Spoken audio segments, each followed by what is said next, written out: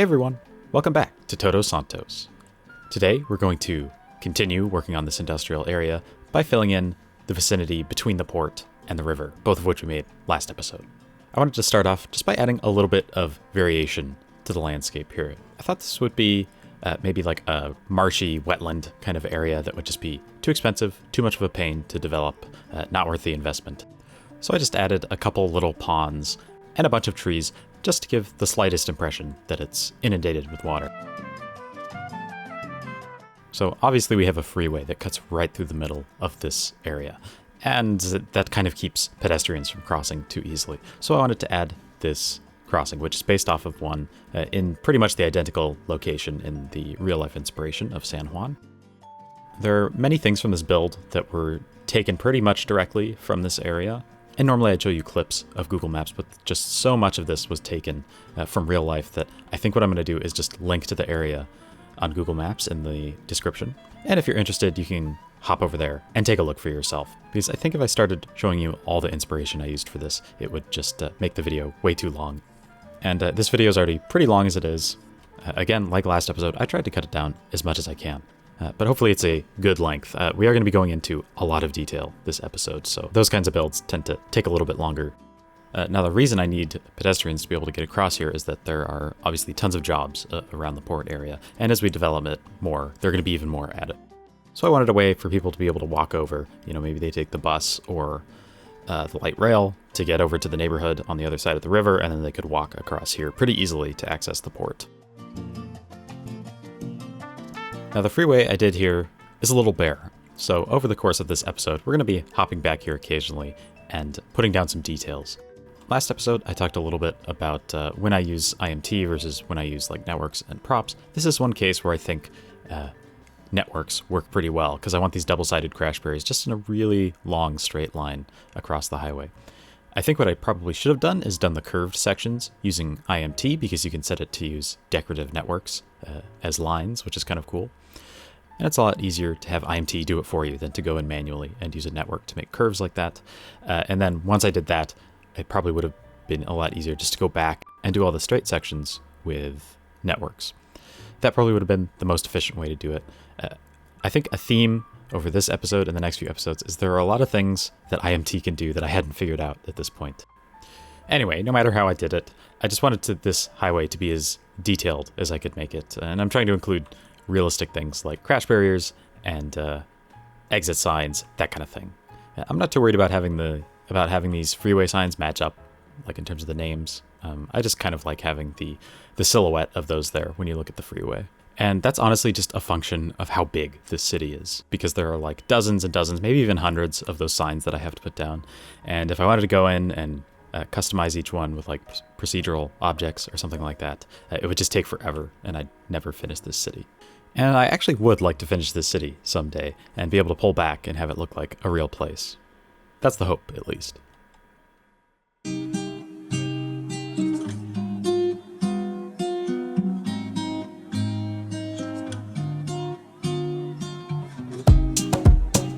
Now, in a big, fairly international, fairly Americanized city like San Juan, you're going to have plenty of big box and warehouse stores, kind of like this one.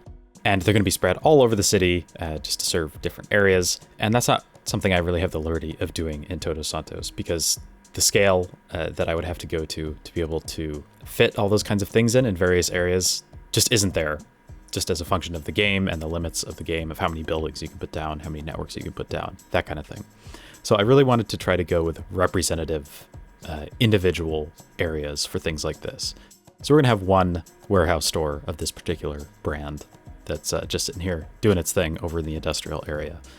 And I'm just going to have to resist the urge to plop these things all over the city in various different places, because I just think there are more interesting things to do with our time here in Todos Santos than to make the same things over and over again. Especially when you're going into detail, I just find it more fun to do something once. And then, if you have to have another instance of it somewhere in the city, just make it a little bit less detailed and don't show it in your cinematics.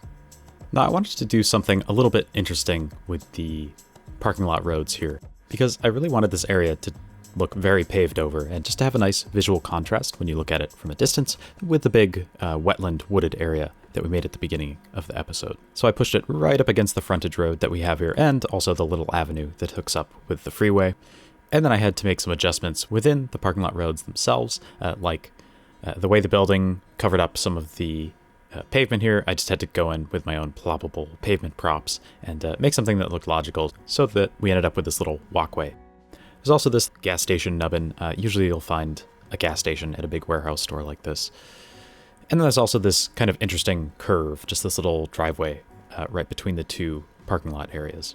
And then I'm using IMT to run a few props down here, and we're going to take this theme of these gravel planters all throughout the parking lot. But I just love doing this sort of thing with IMT. You can go in and adjust the shift or the nodes themselves, and you can also adjust the offset before and after to make sure that your line of props ends up where you want it to go. And then there were just a few gaps after I did that, so I just went back in with props and filled those in. And because this is supposed to be, fairly nice, well-landscaped area, there are some ferns and bushes, and of course, a few palm trees.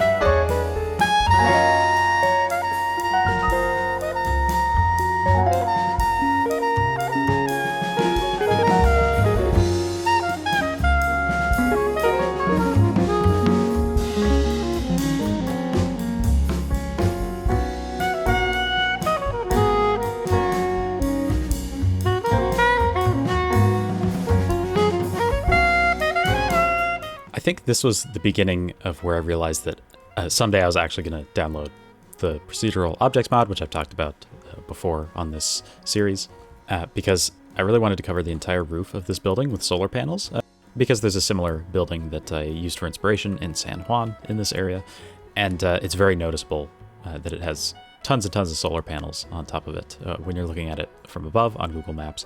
So I wanted that look, but it's just so annoying to do with props. I mean, these solar panel props look great, but PO just makes it a lot easier to do that kind of thing. And it's also nice because you can scale props, so you can make them a little bit bigger so you don't have to copy and paste as many. I think you get the idea of all the different things you can do with PO to just make that sort of thing work better. So that and other things they started frustrating me when I was detailing. So it's still going to be a few episodes before we get to doing some PO builds. But I guess I'm just going to keep bringing it up until it happens. Anyway, I should probably actually describe what this part of the industrial area is. So I mentioned it, I think, when I was making the Harbor Freeway a couple episodes ago. But basically, this is just an office and commercial area that's on the frontage road, just on the other side of the freeway from the port. I didn't really want any residential here, but I also didn't want to just put down a bunch of industrial buildings. I thought that wouldn't be quite as interesting. So we're going with, like I said, a commercial and office area. Really mostly commercial, and then there are just a couple of shorter office towers in here, just because I thought that looked cool to have a couple buildings poking up and not having everything be really flat. And then, of course, in this sort of area right next to the freeway, just based off of the reality of San Juan, I had to put down a few billboards, including this absolutely giant one that I thought fit perfectly on the side of this office building. I found it pretty fun and challenging to try to fit in as much as I could in a realistic way in this little tiny area between the freeway and the river. At first, I thought I wouldn't even be able to fit anything in here. I mean, it was just such a small area. And recently I've gotten used to working in giant areas that I've flattened out ahead of time, and I can just kind of do whatever I want. But sometimes I think it's useful just to have the challenge of the terrain to kind of hem you in and force you to do certain things that you wouldn't normally do. At least that was my experience with working with this. And then, once again, taking inspiration from the real-life area, I'm just building a nice little car dealership. And much like with the other store, this is basically something that I just wanted to have in the city one time at least, just to represent the real thing. And I thought this was as good a place as any.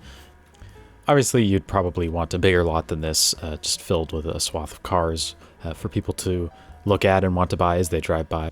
But this was the space I had, so I could only do this one little line out front. but I think it ends up looking kind of nice, especially with a couple of grass planter props added, just to brighten it up a little bit and break up the pavement as well. And I also added a little customer parking lot back there. I generally don't show the parking lot builds because they're all pretty much the same. They're all pretty boring. And I just try not to make super detailed parking lots if I don't have to anyway. So yeah. And then there's a little gate out front just so they can shut out people from driving in there when they're closed for business. And then just a few more miscellaneous details to bring this place together. We're going to add a fast food place in the lot next door. Then once we're done with that, we're going to hop on over across the freeway and get to work on some of the industrial stuff that supports the functioning of the port.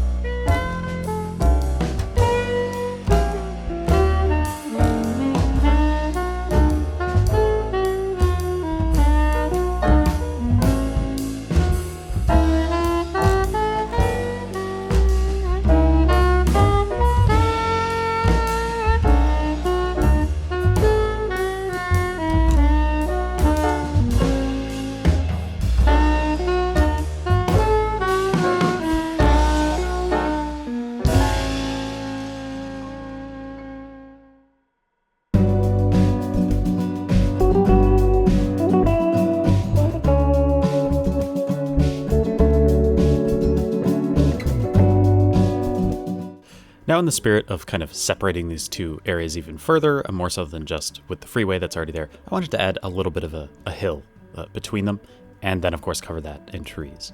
And I think that gives kind of an interesting impression when you're down at the freeway level. So, like, if you were a little sim down there driving along, on one side you would see the woods, and you'd know the port is over there, but you couldn't really see it. And then on the other side, there's all the development. So that I thought that might just be an interesting contrast. Anyway, we're going to get to work on some of the services that are going to support the functioning of the port support. And the first of those is going to be a junkyard that's filled up with all kinds of stuff that you imagine might be thrown out. You know, as the functioning of the port goes on and on, things wear out and sometimes they get repaired, but sometimes things just need to be gotten rid of. And this is the place where they would buy all that stuff really cheap and then, sell it to other people who need it. So, pretty important area. And I don't think I've ever actually built this kind of thing in City Skylines. I might have done something like it in Northern Creek. I'm not really sure. Anyway, this is the first time I've done like a real substantial junkyard. So the point there is that I really wasn't 100% sure what this kind of thing looks like. I mean, I have been, through a couple scrapyards in my life, but not anything that's linked so much like with an industrial area. So I'm really just making it up as I go along, which honestly is a lot of fun. When you're doing a detailed kind of thing like this, you can just be really flexible with the sorts of props and stuff you have. So I didn't want to install any mods specifically for this build. I mean, obviously I have a lot of stuff that fits this kind of theme pretty well already. So I just wanted to scroll through every single prop that I have and just pretty much put down anything that I thought might possibly fit into an industrial scrapyard like this. So that's what we're going to do.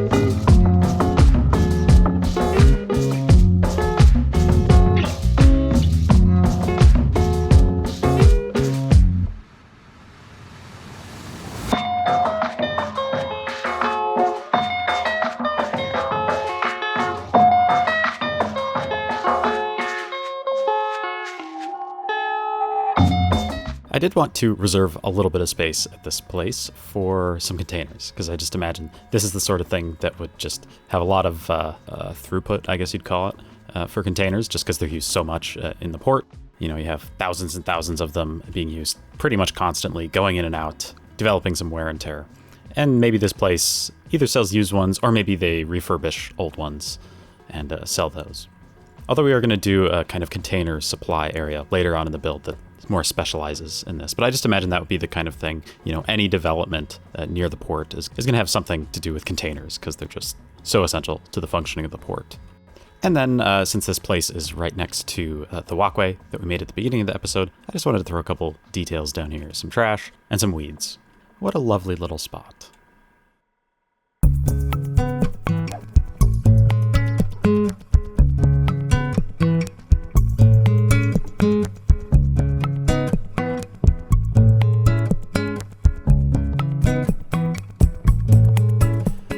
Now this next lot over is going to be kind of similar to the ready-to-go trailers that we made last time. And I built this because I saw something that looked like this in the real-life port in San Juan. I'm not sure exactly why there's another location like this or what function it actually serves, but I'm just imagining this is maybe like a slightly longer-term version of that, where they have containers that are ready to go, but they're not quite ready enough to be picked up by truck, so they get moved to this satellite lot, just so that they're not taking up valuable space in the main port area. I also have some little dedicated parking lanes on the side. That's something I tried to integrate throughout this part of the build as we do all these port services, because it's probably not a good idea to just have your truck drivers constantly driving around and not having any viable place to pull off and take a break or sleep or whatever. And then I didn't think this place was quite to scale, so I basically end up like doubling its size. Maybe this half of the lot is like where trucks that have just made deliveries drop off the trailer. I don't know. I'm really just trying to go with the loosest kind of logic here, just so I have something that it feels like there's a reason behind it. I'm not really too worried about being super accurate, as long as the end result looks cool. So we're going to do a few lots that are laid out like this, that have different functions. You know, they're not going to all be for these trailers. But they usually do have some sort of like maintenance or administration building, it seems like. So I do try to plop down these little buildings here and there. Some of them look more permanent, some of them look more temporary. Just imagining that, you know, you're always going to need a place to like store supplies or have a little administrative office or a security office, that kind of thing. Plus the assets I use usually are functional industrial buildings, which is nice because I do want to draw some more jobs and some more traffic to this area in the hopes that it'll end up actually looking like a busy, bustling port. Obviously, at the moment, our industrial and office demand is not very high. I do need to put down some more housing, though, and that's something we're going to get to. We're going to focus on industrial builds, obviously for this episode and then for a few episodes after this. And then we're going to move on and focus on that housing problem a little bit more. Anyway, before I get too far ahead of myself, we're now hopping to the next lot over, where I'm making a weigh station. Now, I didn't actually really know what weigh stations were for when I was building them. I mean, obviously I knew they were for weighing trucks, at least in part, and that is an important function of them. I didn't actually understand why that was done. So I did a little research and found out that, well, at least originally, they were basically a way to collect taxes. But now that's all done electronically, I believe, and automatically. But they're still used mostly for making sure that trucks comply with various regulations, including, of course, weight limits on particular roads. Thus, the scales are still used. So I basically built a very simple one with a custom scale. I didn't have a pre-made asset installed for this, so I just made one out of a ploppable pavement decal and then some drain decals just to show that there's a little bit of a frame around it. And then I had a tiny administration building there, some bollards to protect it, and some kind of maintenance shed out back. I also ban cars and other small vehicles from entering this area. That just bugs me a little bit, so I just wanted to enforce that rule there. And much like with the ready-to-go trailer area, I wanted to have space for truck parking here, so they could spend the night here after they get weighed. I guess, if they wanted to. I know I just said I wanted to ban cars from this area, but there are a couple cars here. That could be like the employee parking for the weigh station, maybe. And then, of course, when you have vehicles parked in the same spot for long periods of time, you'll get a little bit of oil leakage. So I just put a couple decals down, some more weeds, and then there's a restroom area right at the back, which kind of makes sense because this is sort of like a truck stop. So you'd expect to find this here. Just ignore the fact that it's actually a utility building with a warning sign on the door. That's not an important detail at the moment. I just thought the general shape of the asset worked well. Just trying to divide the parking lot up a little bit more with some of these very nice roadblock assets. I've been using a lot of this roadblock pack. They're just such detailed assets, and they look really good from a distance, but then they also look good, if you take screenshots or do cinematics up close. They just have so much detail built into them. So definitely check that pack out if you're looking to add some detail, especially to industrial areas like this. They work really well for that.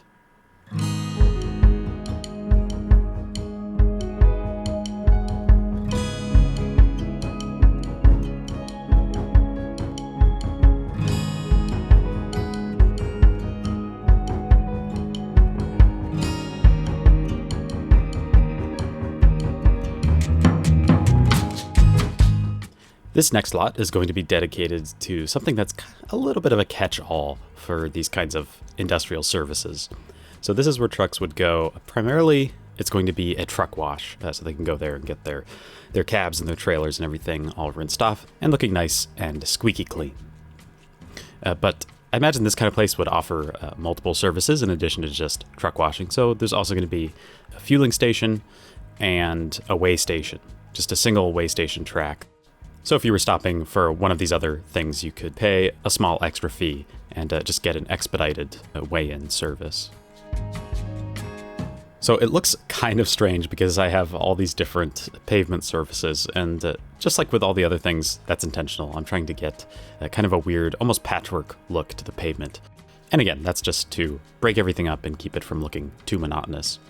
But I think that, there could be a little story behind that. Like maybe this was originally just a big paved over lot that they used for truck washing. As they added in all these new services, they've kind of resurfaced various areas for various purposes. And that might explain why it has this patchwork look. It also explains the kind of convoluted one-way system that has been put in place here, where you basically are forced to go in, cross the weigh-in plate, and then turn right, and then you have to go through this kind of looping maze of roads just to get through the area, almost like a theme park ride or something. Except the point of the theme park ride is to get you to drive past all these services and try to force you to pay for them. And then to reinforce that psychology, I'm just fencing off the various quadrants of this place and putting up some of these great roadblock assets that I talked about before. That just seems like the sort of thing they'd want to if they had a more temporary division between different parts of the lot, they could use these things that are easier to move around than putting up like a more permanent fence. There's also a makeshift employee parking area here. I realized I kind of blocked those cars in with those barriers on the end, so I removed those and then put down a dirt decal. I didn't want to have the entire area paved over. They've left a couple dirt and grass patches here and there, just so that people can walk back and forth there and access the different parts on foot. And I really started going with the theme that this place is kind of makeshift and almost kind of temporary looking. So there's this little thing, sort of looks like maybe a portable office. And then there's this tent and this lovely rust metal awning asset that I love using in this city. And that's just where they would keep all their various supplies and chemicals for truck washing. I don't actually know what sort of stuff is used in truck washing, but I assume they need lots of various detergents and that kind of thing. And then they probably try to keep this place relatively organized in terms of how the trucks line up here. So there are some lines and arrows just showing people where to go. I did want to have at least one truck in the process of being washed. So there's a little dude. I think he's holding like a clipboard or something, but it kind of looked like a rag. So he's like rubbing the headlights there. And then, of course, some puddles just to show that they've been spraying these trucks down. I should probably look on the workshop. Maybe there's like a cool hose asset or something that I could have running out to that worker there. I don't know. I didn't think of that at the time, but it does kind of make sense that they'd have hoses here. I guess I could also add like a tank or maybe even a little water tower or something, because I imagine in this sort of business, you go through a lot of water. And of course, I wanted to populate the area with a number of road signs. I think by now in the series, you probably know how I feel about road signs. Same way about trees. So I put down a few of those as well. Also, I thought it looked a little weird to have this curb right in the busiest part of this lot, so I just used some of these very old-fashioned, but still useful, ploppable asphalt transition pieces that are basically just a very shallow slope, so you can transition between different heights of asphalt. Now, all these lots were lacking gates, so we're going to go back through and do a couple different kinds. Just have the normal chain link gate that we've already done multiple times in this build, but then I also have this set of pipe fences and gates, which I just think are very cool. And this is the kind of thing you see in an industrial area. I mean, you see these things in many different kinds of places, but they just feel very industrial to me. I love how the gate pieces rotate on an axis as if they were actually opening and closing. It just makes it a lot easier to line them up and get them the right distance from each other. And then you can have them be really at any angle, open or closed, and they'll always be the right distance from each other. And that's the kind of touch I like integrating into cities when I can. Obviously, I don't worry too much about it when I miss that kind of detail, because if I did, I would go absolutely insane making this city. But that hasn't happened yet, so... road signs.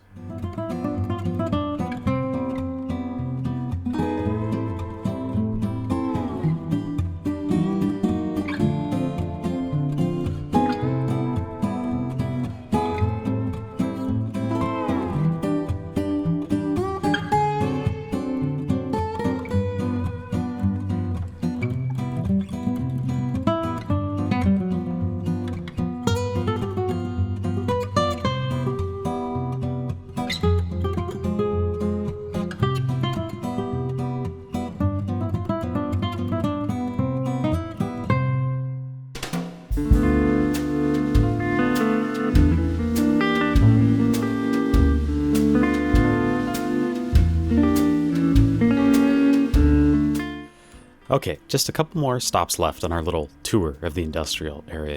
These next couple lots, I'm continuing to draw inspiration from the port area of San Juan. First here we have this avocado-shaped lot that's just fit in right between the curve of the avenue slip lane and the freeway slip lane. I thought that was kind of nice. And this is a gigantic blank lot for filling in with trailers. Tons and tons of trailers. I can't really tell on Google Maps, but I think that these are actually stored here stacked on top of one another just to, fit more in there. So I thought it would be cool to have a couple instances of that. So we have a few rows where they have double stacks of these trailers lined up. And I also used a variety of decals. I separated it into big slabs with classic expansion joint decals, and then tried to give each slab a little bit of a different look, because this isn't the highest priority area in terms of maintenance, because it's just used for storing these things long term. So they really only repave or replace the slabs or whatever they might be when they really, really need to. Like when they get really, really damaged or worn down. And then, of course, just surround the very final area of this episode with some trees. So this ends up being another scrapyard, much like the one we made earlier, except its focus is on containers and vehicles. In addition to changing the focus of the scrapyard, I also tried to vary some of the details and the kinds of surfaces and just the arrangement of everything. But I think I'll let the details speak for themselves.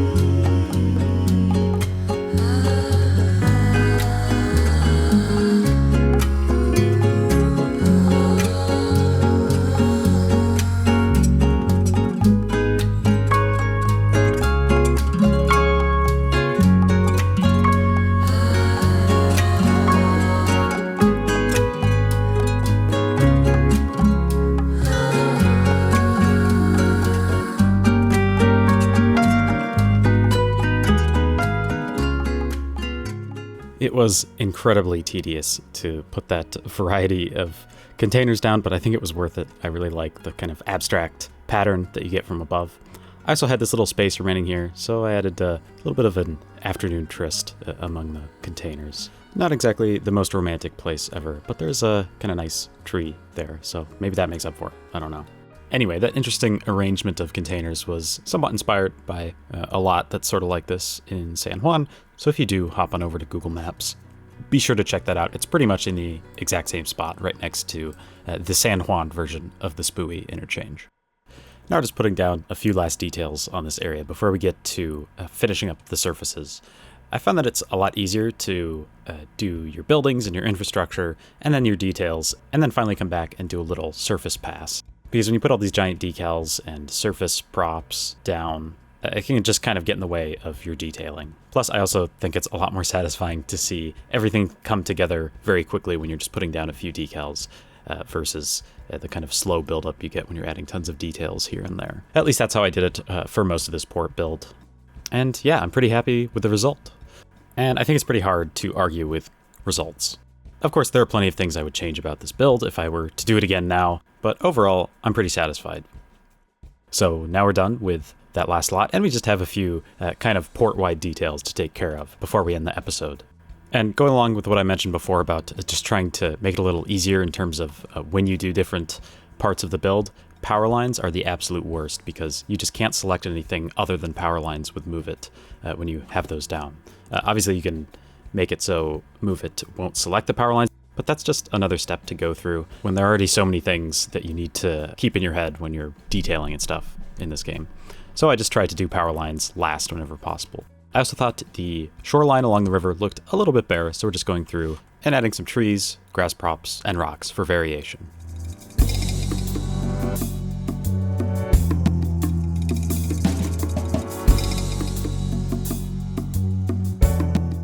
And then there's not a lot of lighting left to do, but I want to add a few lights and remove a few lights here and there. As usual, just going for some pools of darkness, some places that are brighter, some areas have orange lights, some have white lights. Just trying to switch it up a little bit. Now, this isn't the end of the port area. There's more to do. Next episode, we're going to do probably one of the most detailed builds I've ever done on this channel. And then there are kind of other industrial things in this area, but for the most part, we're done with the main bulk of the cargo port and all its services. I'm also potentially planning to maybe someday do a live stream of Todos Santos, so keep an ear out for that. I do have a Twitter that I very rarely use if you want to follow me there. That's probably where I'd post any announcement. Well, I really hope that you enjoyed this video and this build that we've been working on for the last few episodes. As always, I really appreciate your time, and I can't wait to see you on the next one. Bye-bye.